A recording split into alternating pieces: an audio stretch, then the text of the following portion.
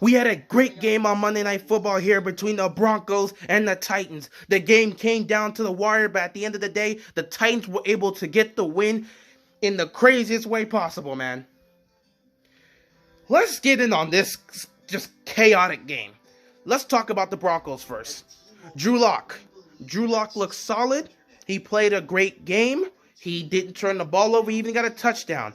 However, this Broncos offense still needs some work. They've got some work to do. They just couldn't get down the field enough. They put together two great drives. One in the first half, I believe one in the first quarter, and the other in the fourth quarter. That's the only thing they've done in this game. They put together two good drives. That's it.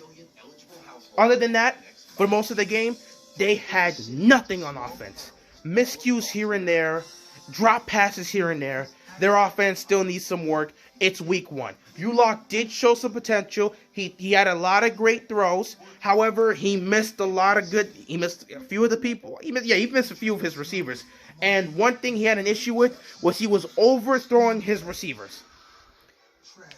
In the fourth quarter, they had an opportunity to take an 8-point lead and possibly seal this game, which honestly, based on the way this game went, that would have sealed the game. They had an opportunity to seal this game with 3 minutes left to go in the game. It was third down. His receiver was open downfield. He was open in the end zone, but he overthrew him. So Drew Lock still got some work to do. Also, Jerry Jeudy.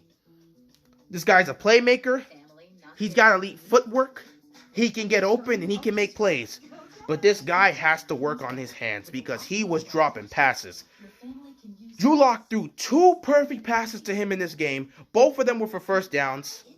And Jerry Jeudy just flat out dropped them. He's got to work on his hands because he has to catch those passes. Those are easy catches, man. You have to make those catches. If Drew Lock is putting the ball in your hands, you've got to make the catch. So he's got to work on that. Defensively for the Broncos, they played they played great, okay? They played great. Well, they played great. They played as best as they really could, except for this final drive, which again, I can't blame them too much, because with the amount of time they've been on the field today, they gotta be exhausted. This Broncos offense didn't do them a lot of favors because they were getting quick drives. They were not able to move the ball down the field.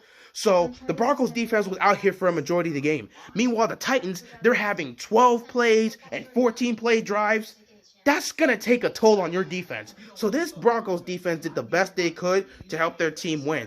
That Broncos offense needs to respond. So they got some work to do there.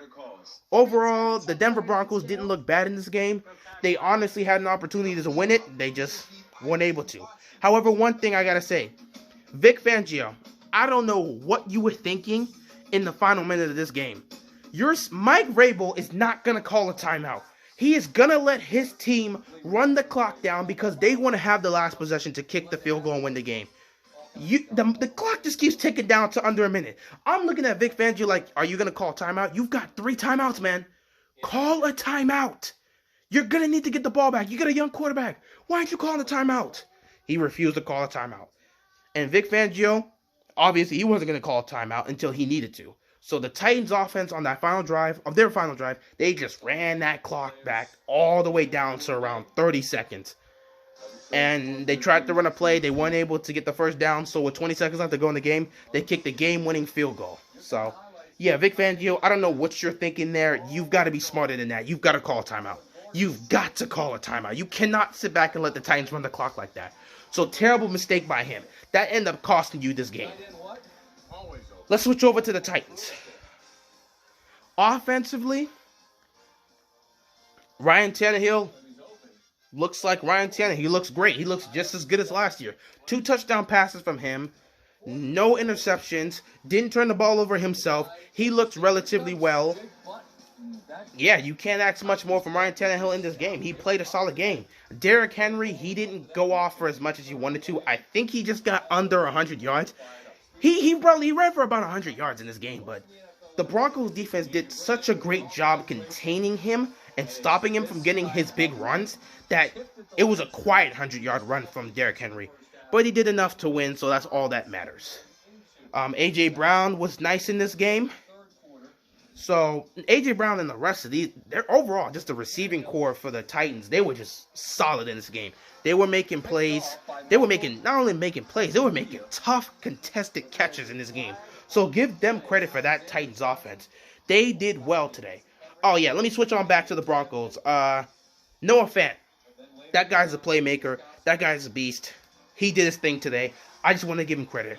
Also, Melvin Gordon, he got it going in the fourth quarter. And that's what initiated the drive for them to score another touchdown. If it wasn't for Melvin Gordon getting it going on the ground, they wouldn't have got that touchdown. And of course, he capped it off with his first touchdown as a Denver Bronco. So, credit to those guys. I forgot to talk about them. Back to the Titans. Offensively, yeah, Ryan Tannehill did his thing. Derrick Henry had a quiet night, but he still got his runs, and he still helped his team win. The receiving core for the Titans, they made some clutch catches in this game, so I'll give them credit. Moving on to the defense. These guys were studs. They stopped the Broncos offense at the 1-yard line and caused a turnover on downs. That was a key moment in this game. This defense did a fantastic job defending the Broncos offense. Fantastic job by them. It clearly helped out. When Ryan Tannehill and the offense went 3-and-out at the red zone, the Broncos got the ball back with great field possession with about 4 minutes left to go in the game to put this away. That Titans defense forced a 3-and-out. So fantastic job by them. Mike Vrabel's got his defense. He's got this team flowing. This wasn't their best performance, but they did enough to win. And these are the type of games they love playing. They love when it comes down to the wire because they are set for these type of games. They are prepared to play these type of games because they have confidence that their defense can make stops and their offense can find a way to put up points. Speaking of that, we've got to talk about the main guy today. Steven Gostkowski. It's time to pack it up, big dog.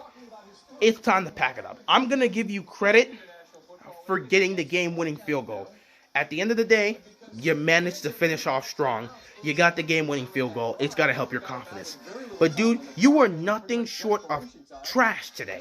You missed all your other field goals. Before that game-winning field goal, you were 0 of 3. You missed from 47, you missed from 44, you missed from 42. I can let go of the 44-yarder one because that was blocked. That was blocked, so I can let go of that one. But the 47-yarder, you missed that.